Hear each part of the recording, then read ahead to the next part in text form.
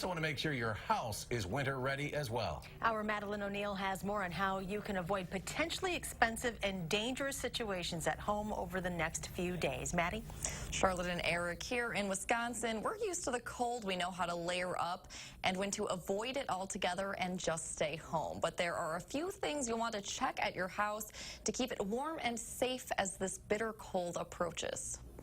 You can't tell when it's your unlucky day. It can happen in any house. New pipes can freeze, old pipes can freeze. Regan Howe owns Howe Brothers Plumbing, a family business in Madison. Third generation. My dad worked here from the day it opened up until Mom and he retired in '94, and I took over. As temperatures drop, Howe is preparing for a rise in pipe repair calls. Every year it gets more and more. Repairs that can be costly, from a couple $100s to thousands if a pipe bursts. Now you're really in trouble. Could be ripping open walls, lath and plaster patching, insurance claims. It can snowball. To avoid that kind of pileup, Howe suggests opening cabinets under sinks on outside walls, turning faucets on occasionally, and even letting them drip overnight in severe cold. A steady drip, just a drip, drip, drip is wasting water, but it might save you in the long run. Howe also recommends turning your heat up a couple degrees. Sometimes saving a bit of money isn't worth it. Heat that you'll want to make sure is ready to go. The last thing you want is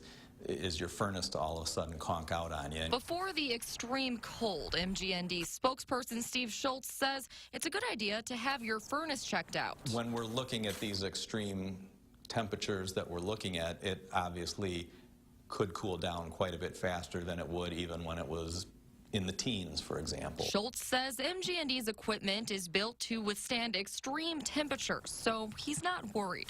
But it's always best to be prepared. Better to be safe than sorry when it comes to things like that.